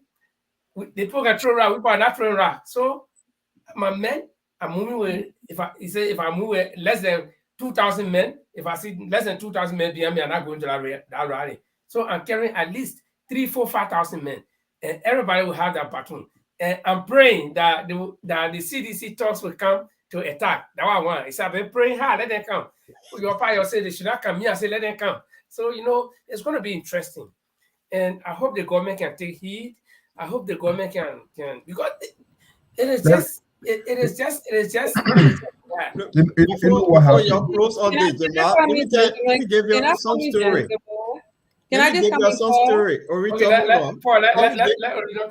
Let me give you the story before when the June 7 protests were coming. They brought the riot police out with all their gears, patrolling the city with the ammo tank and all going around. And your protest, what happened? And the protest went on. So all that thing they were doing is the same thing the chief of staff is doing. That Jeff wants to go for talk. Orito come in. And one thing too, I think we have to see it like this. The message, the message for the rally, it's so powerful to the extent, yes, I feel like even if the participant are 25, 50, no problem. As long as they are there, sending out the message. I'm not saying yes, a protest is good, but like you said earlier, Paul, if I know that, okay, my light bill is higher in Sweden, I can just go sit in front of the parliament, just me and my placard, sit there.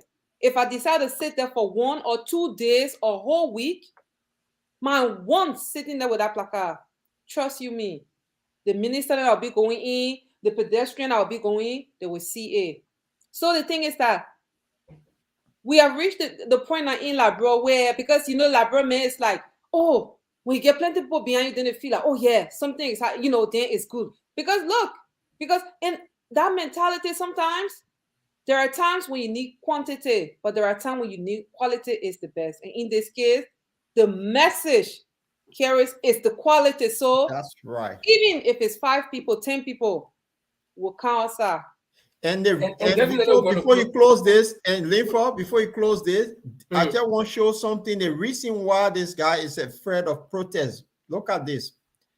He now, after all of these things, he's now coming home because he left the country for 48 days, coming home with nothing, and he knows the people will talk about it, so they're afraid. Just want to throw that in. And he asking, as a sitting president, who won the Ballon d'Or, gone to John Terry and asking for some little boy that used to hold his boots in Chelsea for autograph. Look at this kind of shameful business. So embarrassing. But that's a very important point. I have a question, gentlemen. What happening to our RIA rule that we're going to load Miami? The RIA rule will be another discussion. Probably Paul can look at that on Saturday. But let me get something you talked about. Let me get highlighted and bring in the opposition parties. People have been saying the opposition is not doing anything, right?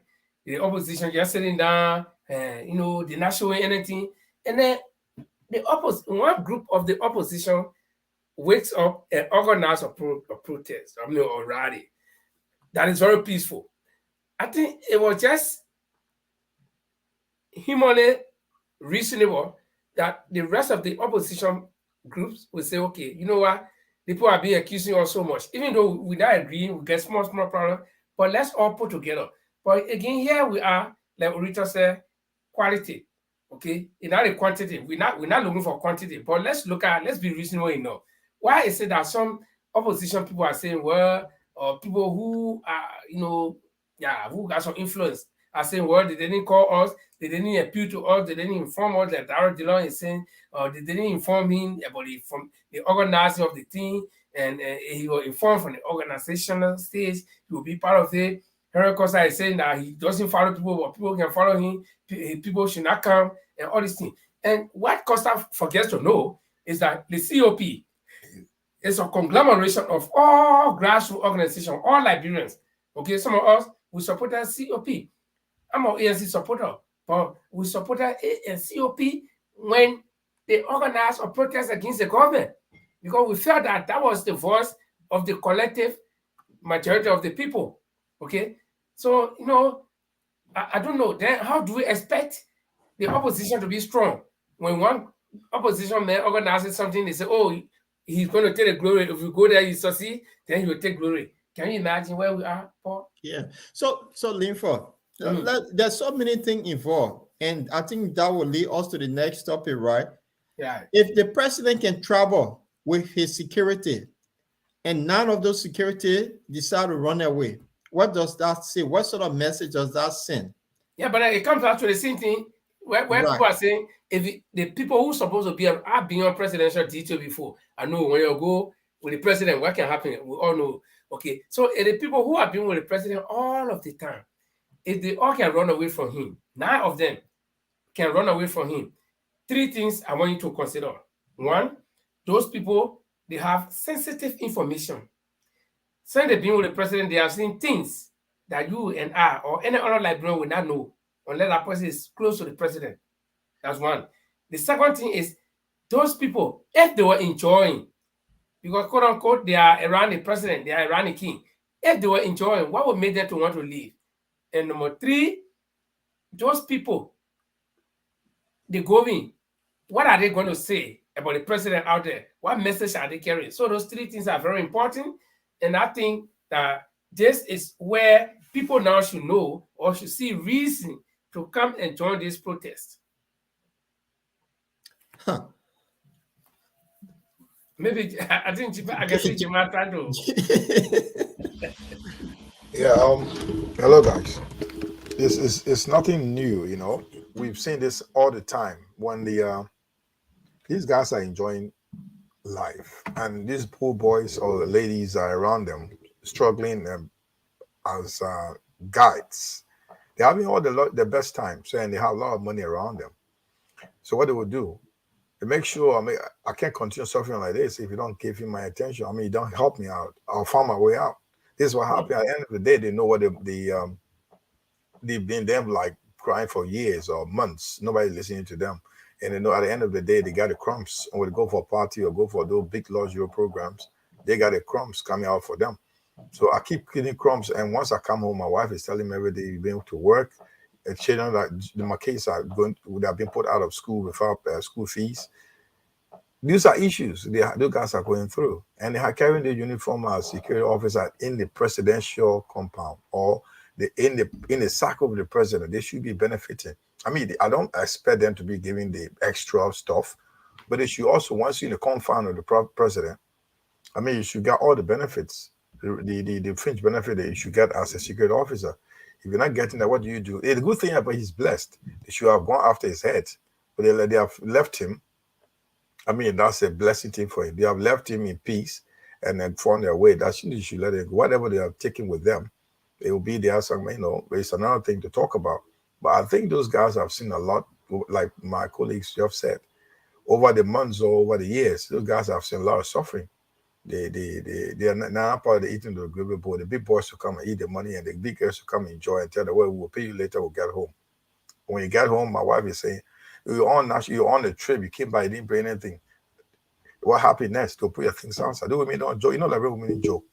You keep telling them that every day you're a big boy, you come by, nothing inside, just big mouth. That be more weight. But this is scary though. Mm-hmm. For the president to travel and his security, none of the security officer escaped. This is troubling. They not escape. They left. Where you going to escape? Well, they left. They escaped. Oh, the honor. They abandoned that's the word. The word is they abandoned. If you abandon your post, that's a serious crime. They abandoned the president. That's he's a useless man. That's what they're saying in short. The president is. If they abandon him, I think the good thing, boy, he's blessed. He was not killed, but he got abandoned. Somebody can go after his head. Yeah. They can go after his head because the guys are suffering. Whatever they will lay hand on, any moving object, those guys will take along, Paul. They will carry it with them. That's what they want. And But to my be worry, honest, guys, to be honest, sorry for interrupting, Lee, but to be honest, I mean, if one would think just one or two steps ahead, for me, I think the whole thing was organized. It was organized because how can a whole president?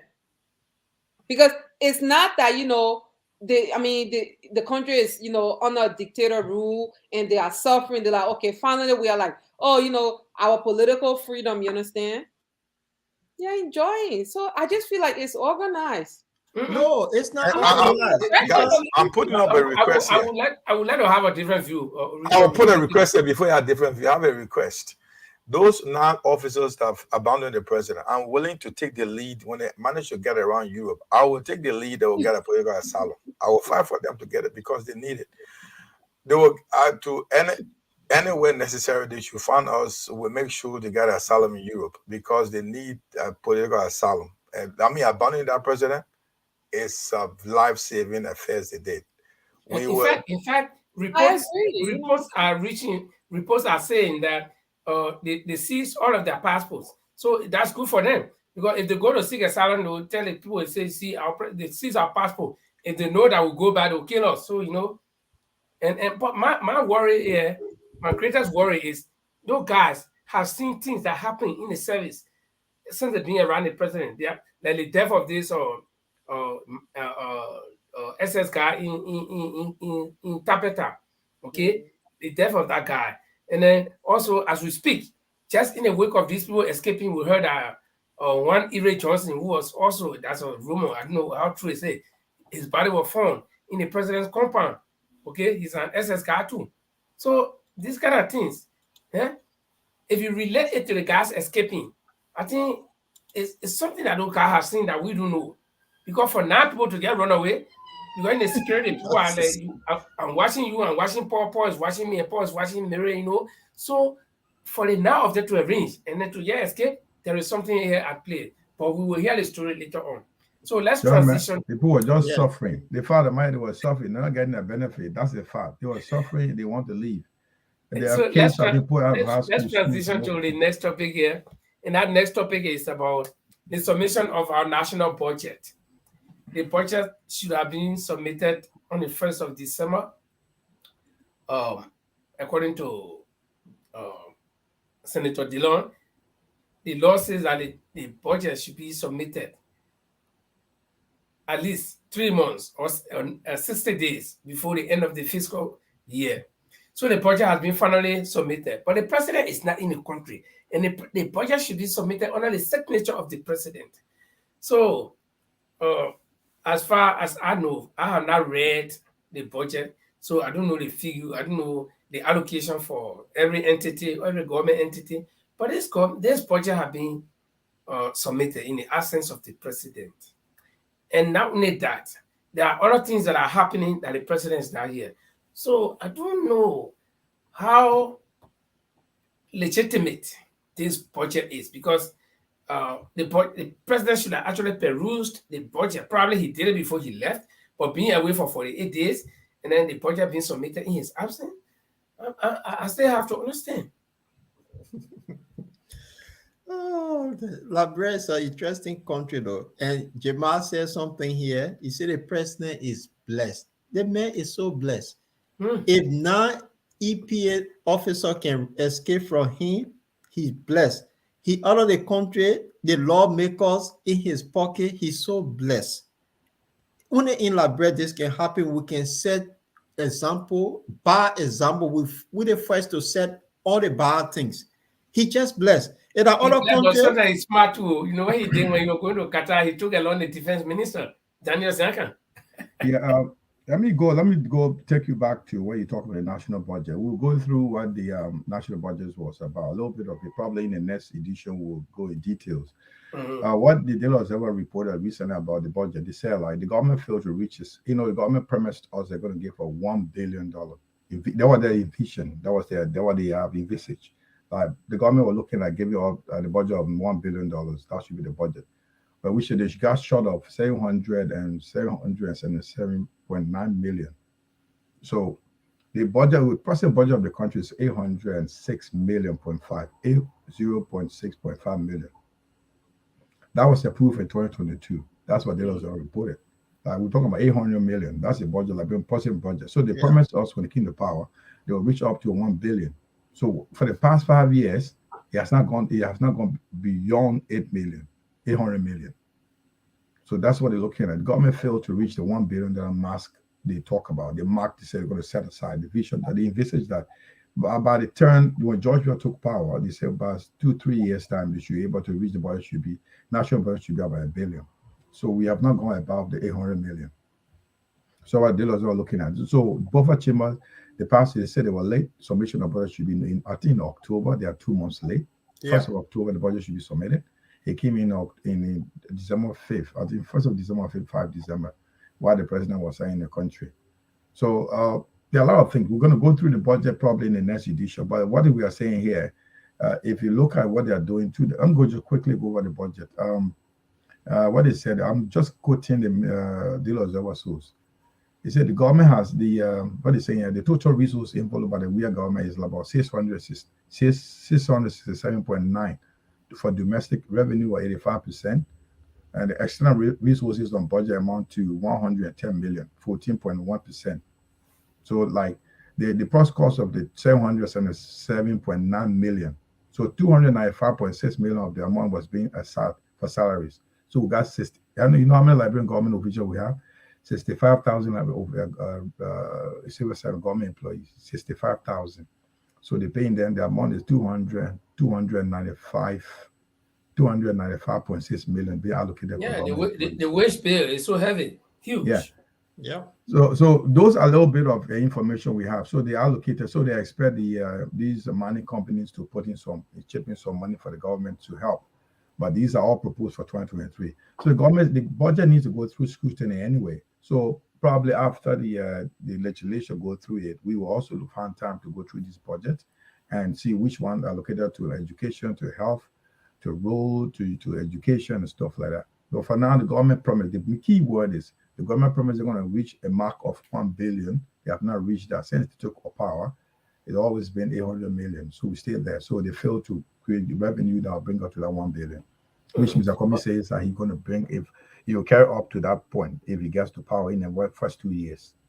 But I think the good news here for Liberians is that the budget has been submitted to the other branch of government to peruse it. So at least, even though it was delayed, but it has been submitted.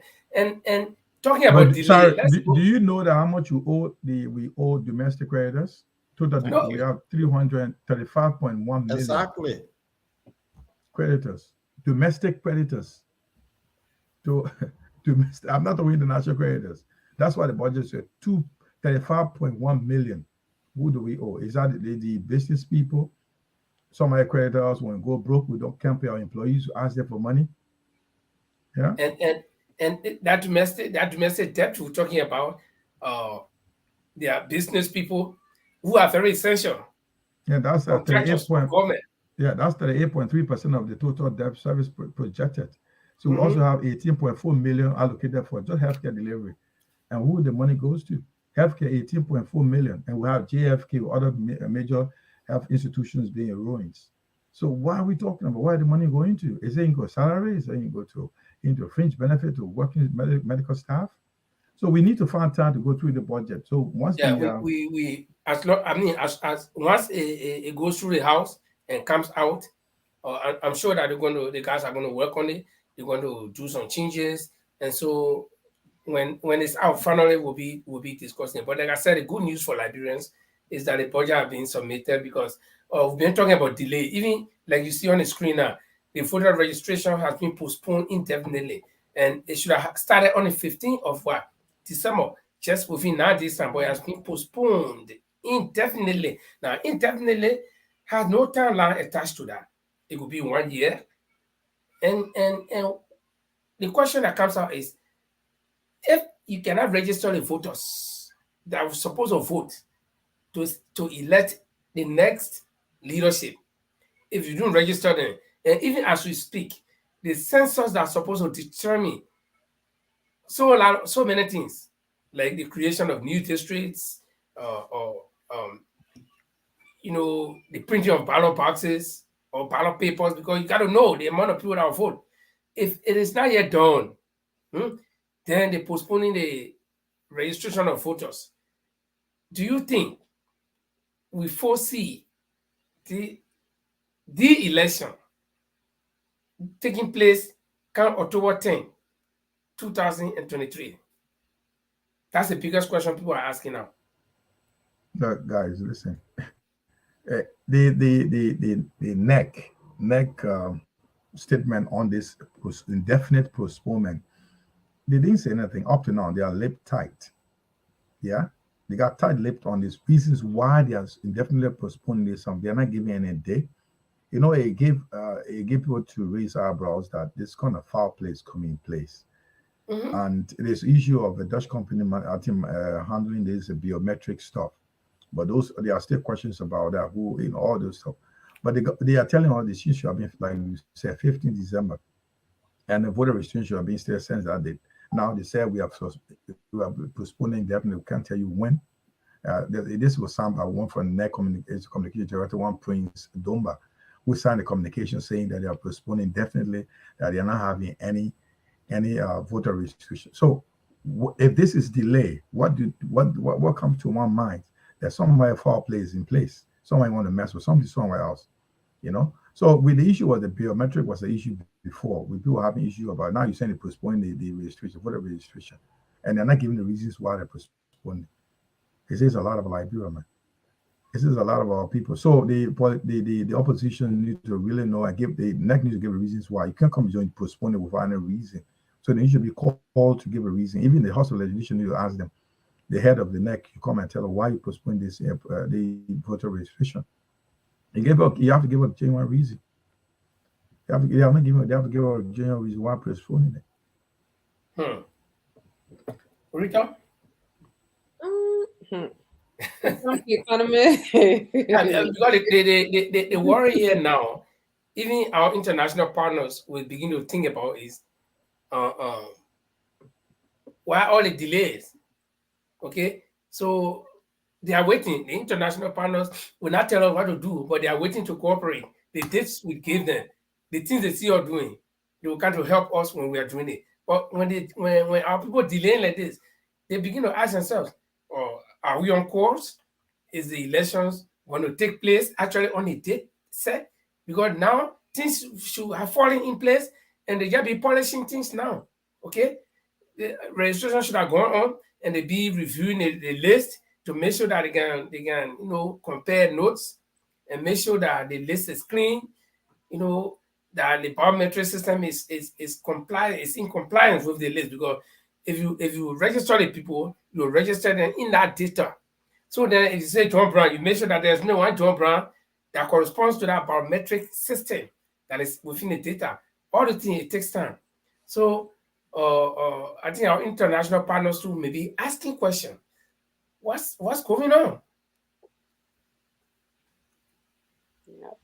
No, but for me, I see it from a perspective where I think that CDC is doing everything to find every way to cheat in the upcoming election.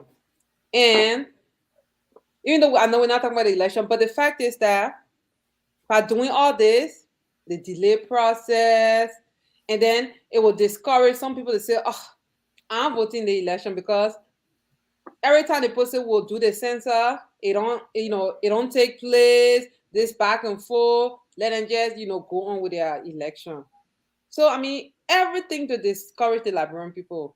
And the thing you guys were discussing when they talk about the budget, carrying it up to 1 billion, I think they said that because, if I'm not mistaken, Mr. Cummings went on Spoon. And I think somebody asked him, how can he, project or, increase the national budget? And he outlined, different areas. And I think one or two are within 3 weeks. 12 came, 12 said, yes, we're going to raise the budget, this.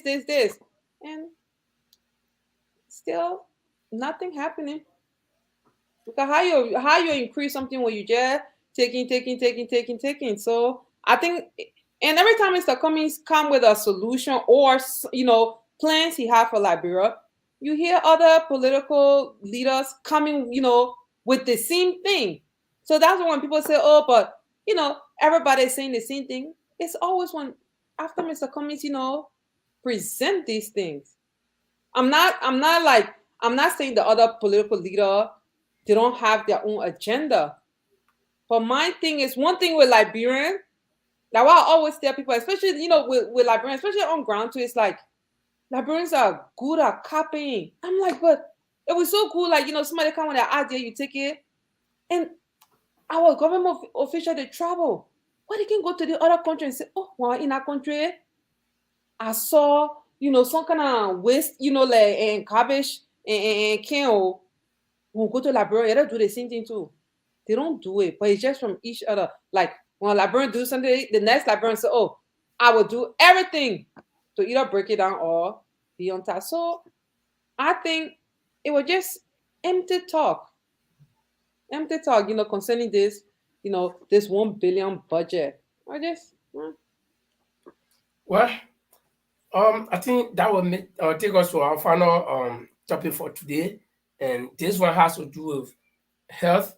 I remember as far back as 1988, when I first started working at the radio station, my first time to ever hear about HIV.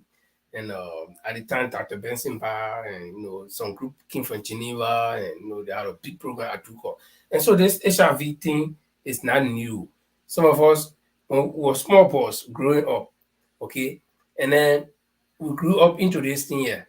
We grew up hearing about HIV, but the whole thing seems not to be decreasing, but it's rather on the increase. Because the reason I'm talking here is that the message has been around for a very long time. The message has been around for a very, very long time. But yet, people seem not to be taking precautions. And this is, you don't need to have the antiviral drugs. You don't need to take it. You need to prevent yourself. That's the first medicine for HIV. Prevent yourself. But it seems that our people are not careful, and this thing continue to go on an increase. I think Jamal have been doing some small research, and he found out that in the dealers, I think one of the dealers, the local dealers in Liberia, they have a comprehensive report on the HIV, and that report comes from the World AIDS Day or World HIV Day, which was on December 1st, if I'm not mistaken. So, Jamal, we can you take us through and let's hear some of the statistics. Thank you very much. Basically, this is very, very alarming. When we talk about HIV, it has something with it has this stigma, and this was released on the December 1st every year is being celebrated by the World Health Day, by World Health Organization. WHO as a National AIDS Day. That's the 1st of December every year. So the National AIDS Commission in Liberia released this information, which was we got a source as Daily Observer states us from Daily Observer. And they say that Monserrado, Mount Gibby, and Grand Bassa County are the epicenter of HIV in Liberia. Epicenter means they carry the highest number of people that carry HIV in Liberia. wow. And they said that the report also says like they carry 70% of the people that they are carriers of the disease. That's the update from the Daily Observer, from the National AIDS Commission. That's our own commission that handles HIV cases in Liberia. And also said to us that the report also report that let me quickly go through this. Okay, the annual death, those that die, passed over the years, the annual death rate as a result of HIV-related complications or cases in Liberia per person, 900.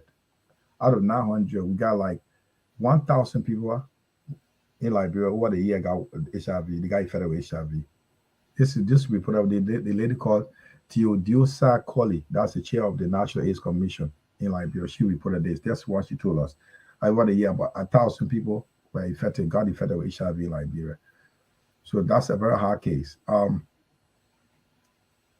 And looking, see, Liberia, that's why Liberia being carrying the lowest amount of people that carry HIV in the region, West Africa. We got like, if you look at Liberia, they say the report says Liberia prevalence low compared to countries in the region, ECOWAS region. About 1.3% of population is HIV positive. For in Liberia, 1.3% of our people have HIV, meaning that 40,000 of our people are living with HIV. If we got 1.3% of Liberian in the West Africa region, so we are 1.3% that carry HIV. So that means if you do the math, it's 40,000 of people in that country live with HIV. So that's not a small figure compared to our people. And Magibi, Grand Bassa, and Monrovia, these are the epics. These are the ones that carry the most of those cases. And also the statistics, HIV positive people around 12,800 do not know their status.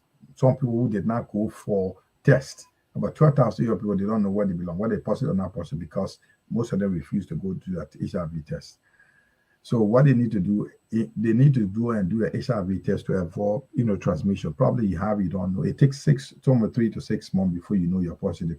Now with technology, you can take, if you do an HIV test today, in the next couple of minutes, you can get a result. But before, it could take you to 3 to 4 months. You keep redoing the test. What they're advising people now, because of HIV kit tests they have now, test kits they have, you can do the test in a couple of minutes, you got a result, whether you're positive or not positive. So we have 12,800 people of our people that have not done their test. So they don't know their own status. While we have 40,000 of our people in Liberia living with this disease. So that's a little bit of, that's a basic statistic we got in Liberia with regard to HIV in the country right now. So they said, I'll give you a little bit of information. They say HIV prevalence in Liberia has been observed unevenly distributed among those subgroups, including urban areas. That's been the rural areas, 2.6% of people. In the Monrovia area, the urban area, those that live around the sea coast area, the Monrovia area called the urban area, got 2.6%. They carry that's the capital Monrovia, compared to 0.8%, the rural area. So Monrovia, those who live in Monrovia, they got HIVs among them compared to those in the rural area. So the question some people may be asking is, why is it so prevalent in the counties around the sea coast?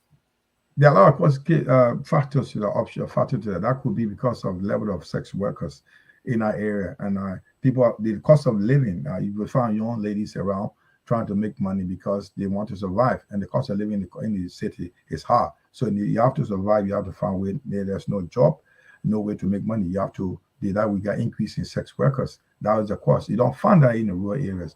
Probably prostitution is very high. If you go to Liberia right now, where prostitution is more prevalent, it will be like from Monrovia coming down to around Kakata, Magibi, Grand Bassa, those are much more closer to Monrovia. And you can travel less than an hour to get to the places. So sex workers and could be another case. Unprotected sex is very common in those areas compared to rural areas. That's one of the factors. There could be many factors. Those are one of the key factors. I think, Jamal, you're right here, because what happened is, I'm surprised Nima County not on that list, because those are the places that is booming. The area that boom, you always have those. When I was in Liberia, between 2016 to 17, it was 38,000 Liberians that were living on it. Now the number have increased. So it's still increasing. We're going 40,000 because people have not sure, or it could be more than 40,000.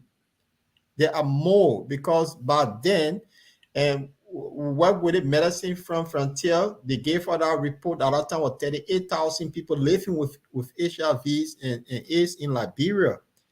And people also, because it becomes a stigma when you get it in your neighborhood, the outcasts. Some people don't want to come out at all to show that, oh, I did a test and I'm positive. So they're more than that. And I think it's something that, and we don't, our hygiene thing too, the hospital that we go to clinics and things. What are the measures people take? Because you could pick up from the clinic by going to a clinic, but you're not even known. So people sterilize some of the equipment they use, they just bought it. And here, when they use syringe on you, is they dispose of it. But in Liberia, are they doing the same thing? Or because people lack of even paracetamol, they get their old drugs set, they just leave it for them to reuse on people? We don't know. So apart from the sex worker, there's so many things that need to be taken into consideration as well. Yeah. In addition, you may be, this is quite interesting to note here, if you're following this. They said, the report also said the rate among female sex workers, that's one they said prostitution, female sex workers, stands at 16.7%. Men who have sex with men is also at 37.9%. So we're talking about gay men. They are the highest. They carry 37.9%. And the transgender, those who change from men to woman or woman to men, they stand at 27.6%. These are information from our National AIDS Commission. I want to repeat this information. The rate among female sex workers, that means female prostitutes, though they call it like Opojo, I call them, that's they are 16.7%. And men who have sex with men are about 37.9%. And we have that in Liberia. So we don't dispute that we don't have gays in Liberia. Can you imagine? We have gays in Liberia, we got transgender in Liberia. Transgender means those who change their sex organ from man to woman, woman to men. They also, with HIV, they also are at a rate of 27.6%. And and those who inject drugs, that those use drugs, they also, because my colleague just spoke of using, on sterilized needle, they have 14.9%, 14.4%. So it means like we look up people who have sex with men have sex with men, women who are doing prostitution. We have two who change their sex agenda, who change from men to woman, woman to men, and they are all people who using those drugs. Those are people that use drugs. They use on sterilized needles. You use needles, somebody take the same needle, use it. They also stand at 14%. So that's the report we receive, and they also say that HIV is people we got from 2019 to 2022 Liberia demographic. The Liberia demographic and health survey, where respondent 15 to 49 years of age, 66% of men and 45% of women, they say they have never been tested for HIV. Just for information, about people like that's quite interesting, and we can only hope that our younger generation will take note and govern themselves, because in any case, they are the ones that still have long to go, and some of these things are for their education and for their well-being. Of course, not that old people cannot die, but normally, if you put one young person and old man and you ask the two of them, who will die first, the young man will say the old man will die first. So, quickly, before you let it go, there's a quite important thing, because it has to do with the health of our country. They say on the level of treatment, we say all these things. How many persons receiving treatment? They said the report says 15,000 of patients are now getting daily HIV treatment in Liberia. 15,000.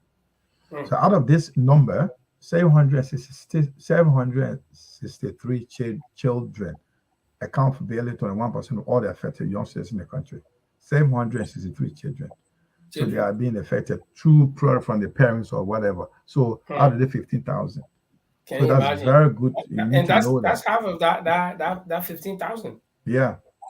So according to there's a United Nations USAID 2019 report, roughly 53% of those surveyed in Liberia answered no when asked if they would purchase products from a vendor who was HIV positive. So if you are HIV positive, selling anything, if they know you are HIV positive, they will not buy from you. So what happened now, if you're HIV positive and you're on medication, if you're selling something, nobody buy from you. So you're going to the stigma. The stigma. Exactly. Sad, man. So that's while we discuss politics, we also discuss the issues for people to be very aware and do protective sex. If you can avoid having one loyal partner, at least the advice that you have protective sexual intercourse with whoever you're going through, whether you're transgender, whether you're gay, whatever you are, using drugs. And if you're using drugs, please make sure you use sterilized syringe. Don't use someone go take, because it could also be the hard time in the country. Those drugs user will just pick any syringe on the street or on the road and just use it. We use someone who's been infected already. It's a sad story of the health of our healthcare delivery system. Well, and that's it. Our time is fast spent. We'd like to say thanks, guys, and thanks to our viewers for being with us. We appreciate you. Share the video and talk to friends that we hear every Tuesday and Saturday. And we do talk about almost everything possible. Like you heard us talking about politics, and then we end up with health. Sometimes we talk about our business, and just once we have the technician from that particular discipline, we can discuss anything. So Paul, you're gonna be here on Saturday, and do we expect anything? You are muted, Paul. We expected to host somebody on Saturday, but we'll make that announcement, and there'll be flyers for that on Saturday. So where is our president now? Is he in Liberia, or he's in Qatar, or he gone to the US? The president is in the United States. He arrived 3 days ago. Oh, he's in the United States. Yeah. Okay. I hope he bring all the goodies home, because somebody shared this with me, so I know these are football and all the nice goodies that he bringing with him to Liberia. Oh, I remember sitting on the plane. He said outside to fly. Yeah, because that's the man. It may own the whole thing now, so he bringing everything. You know, when Papa coming home with goodies, and you see, look at all the football, torchlight, everything in there. Look at the suitcase, the pink purple suitcase, everything in there. All this sweet in there. The children will gonna be happy when Papa come home. At least Papa travel for 48 days. It'll be great. So guys, it was good.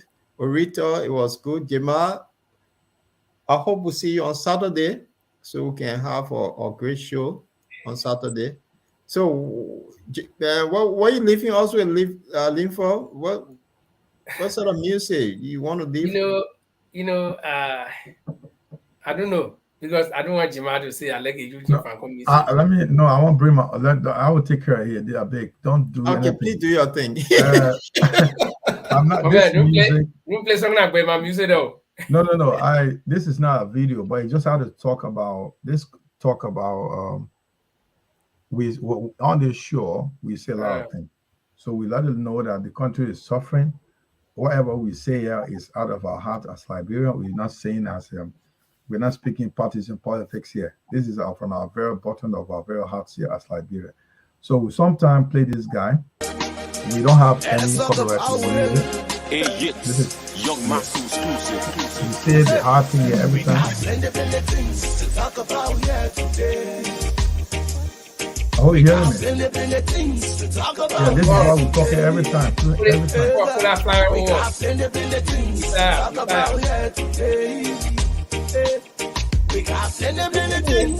about here today. See, every fresh start with Francie B. Francie B, we mix you. Everybody loves you. But God love you best. Yeah.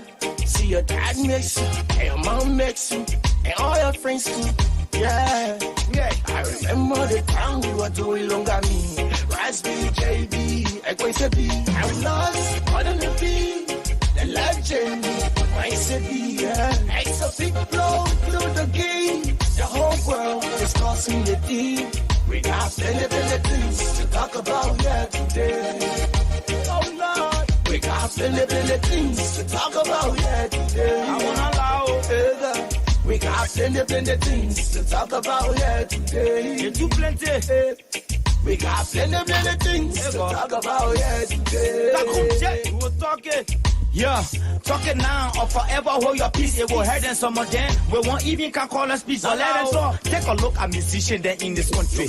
We should die first before you show us concern. I understand. Rest in peace, Quincy B and all the other soldiers. Letting too plenty. You seen the chance for me to talk. Musician, union can't even talk. The politics, I should be the one that to polish it. The bigger mixtape, why we using 3 currencies? The people suffer from hunger, only thought you can offer.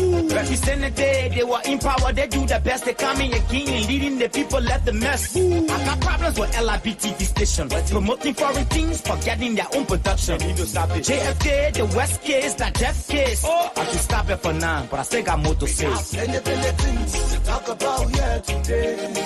Oh God, we got plenty things to talk about here.